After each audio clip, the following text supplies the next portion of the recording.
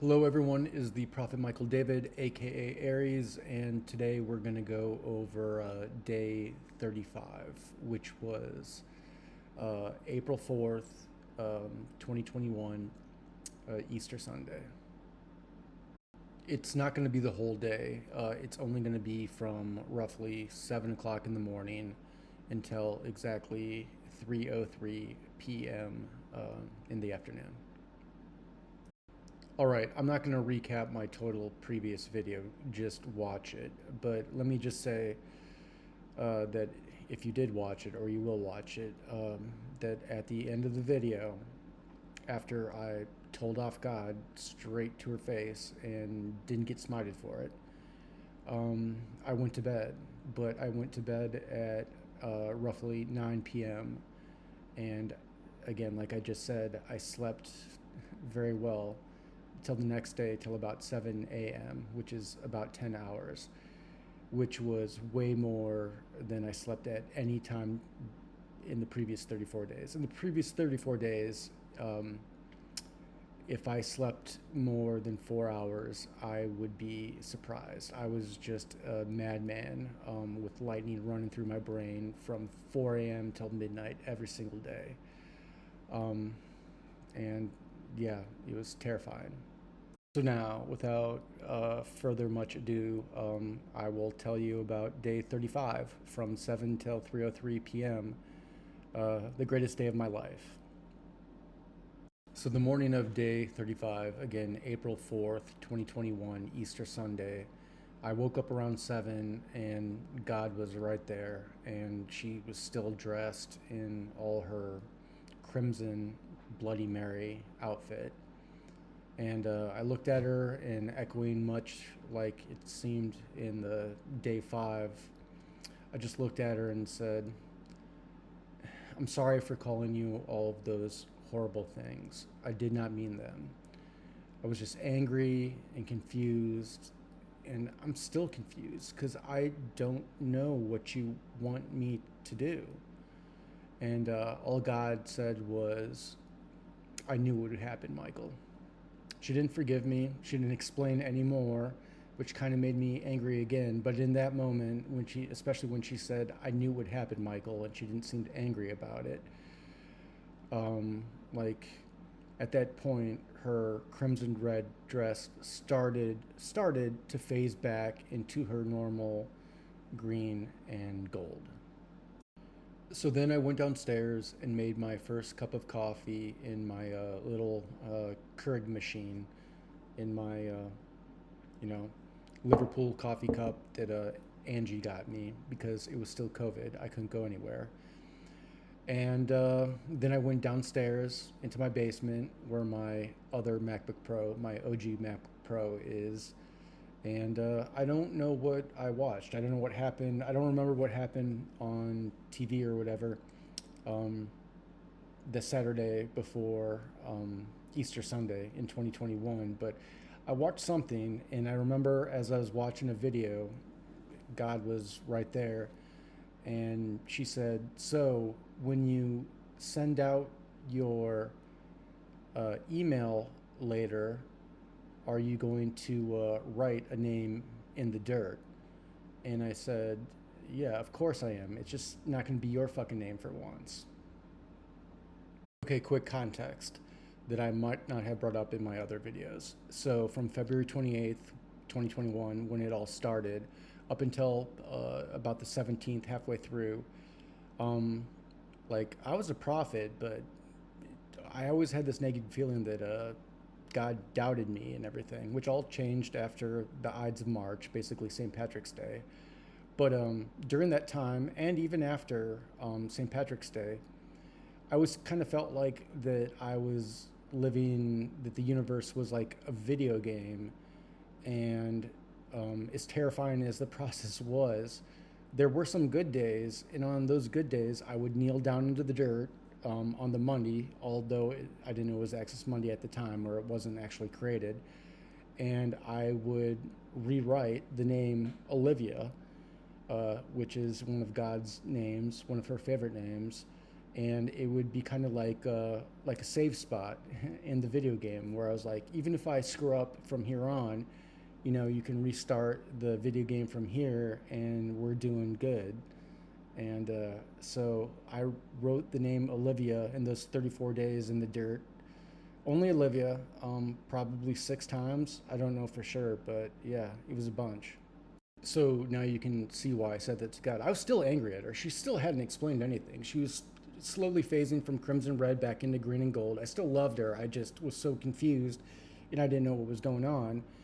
And I said, yeah, I've been doing all this stuff for you, writing your name in the dirt and everything. And for once, today's going to be about me. Today's going to be all about me. So, and I didn't really think about what name that I was going to write in the dirt. It just wasn't going to be Olivia. And this theme will continue on throughout the story. So then, after probably about half an hour to 45 minutes, going back and forth, walked back upstairs, got another cup of coffee, and I walked into the room where all the stickies, the universe room where all the stickies are hung up. And I was looking at the wall that I was just about to start my third theory on. And of course, it's going to be base 3 in base 3 numbers, as Olivia was base 12 in base 12 numbers, Caroline was base 4 in base 4 numbers. And as I'm standing there, God again, asked me, she's like, so what are you going to name it? And again, I said, well, I'm definitely not going to name it after you. I don't know if I used any profanity that time, but in that instant, I realized the day was supposed to be all about me. And so I decided in that moment that I was going to name, you know, the my base 3 theorem, my third theorem, my final one. I was going to name it Michael. And then I knew in that instant that I was also going to write Michael in the dirt after I sent the email. So I was super happy about it. So then I did the theory and hung all the stickies up on the walls, including the shapes that we'll talk about later and everything. And I finished it probably around 9:30, 10 o'clock in the morning, and that's when God said, so are you going to send the email off at noon? And again, some context about this. I'll show you guys some emails from different days before that, but before that, whenever I sent out an email, I would always send it out on 12 o'clock exactly. Most all the time noon, because I'm almost always up at noon, but one or two times I sent emails out at midnight. But because I knew that's the number of God, I didn't know exactly why now. Spoiler, it just means Elohim. We'll talk about it later. But that was the number of God. And in that moment, again, I said, no, of course not. Today's all about me. Of course not. I'm not going to send it out on at noon. I'm going to do it at 3 p.m. because that's my number. My number's 3. So then I had 5 hours to burn, and I did so I started a fire and chain smoked for a while and stared into it like a Zoroastrian. We've talked about him before. Look it up. Then, because it was Easter Sunday, I was all alone, but I do have biological family. I called up my 2 grandmas and my aunt and wished them Easter Sunday. And then maybe played a couple video games, drank a couple beers, just chilled out until,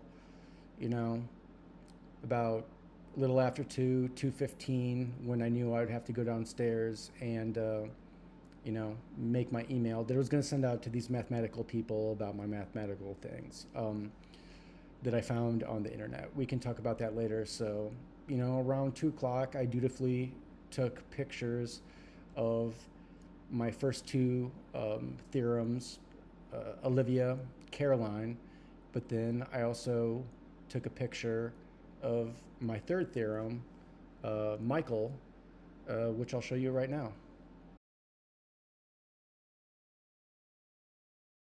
So then I took my phone, downstairs and downloaded those pictures onto my MacBook Pro and opened up my Gmail and then opened up an email that I was going to send to those mathematicians. And for the title of the email, you know, I was going to describe 3 theories and they all had names. So in the end, I decided to name it um, Olivia, Caroline, Michael. Um, I decided to name it OCM theory. But as soon as I typed that into the title of the email, I instantly realized 2 things. I got hit with 2 prophetic visions with how I describe it now, 2 epiphanies at the time, but instantly I realized 2 things. The first thing I realized was that in the previous 34 days, there was this huge, as terrifying as the experience as it was, there was this huge girl power theme that seemed to flow through it. God was a woman. The angel of the Lord was a woman as well, even though I did not see her as I see her now.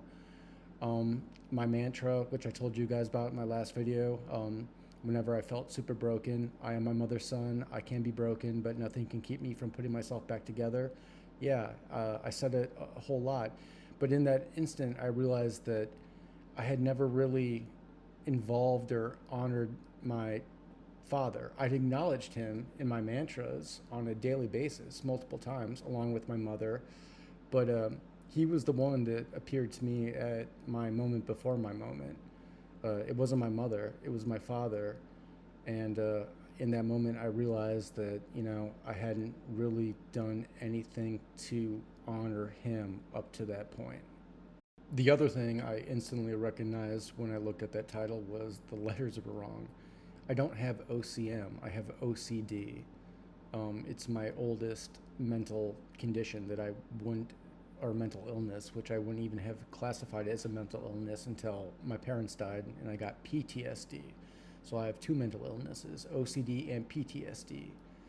But what I don't have is obsessive compulsive mania, which is weird because in the PTSD aspect, I always describe it as 2 sides of a single coin, depression on one side, and what you guys would call anxiety, I call mania because it's a much better description of it.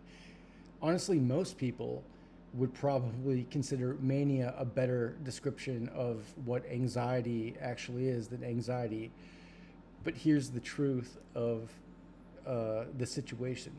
We don't live in a world where it's called obsessive compulsive mania. It's probably a better term for the disorder. And that's why people probably call it that. We live in a world that it's called obsessive compulsive disorder. To say otherwise would be a lie. To say otherwise would be a lie. I said it twice, now I gotta say it 3 times. We live in a world where it's called obsessive compulsive disorder. To say otherwise would be a lie. So in an instant, I knew what to do. It was about 2:30 p.m., so the time was drawing nigh, but I knew what I had to do. So I grabbed my phone again and in my right hand and started hustling up the steps and grabbed the guardrail with my left hand. And I got about halfway up the steps and just clinched on the guardrail because I got hit with, prophetic vision with a voice. And to this day, I can't tell you if it was God or the adversary, but the voice said, "You cannot possibly pitch your own name off of your 3rd theory of everything, your prophetic theory. No being would do this." And in that moment, I have to admit, I knew about my namesake, but I did not know as much about the archangel as I know now. I know almost everything. So in that moment, all I said was, "My name is Michael. I'm named after an angel. That is good enough for me." And then I hustled up the stairs, went back into the universe room, took my highlighter, crossed off my angelic name, and wrote the name David above it, the name of my father. Took a picture of it and hustled back downstairs and downloaded it onto my MacBook Pro and attached it to the email and changed the title of the email to from OCM theory to OCD theory, and then wrote the email, which I'll show you very shortly here, and on exactly 3 o'clock p.m. Pacific Standard Time on April 4th, Easter Sunday, I sent the email. And here's the email.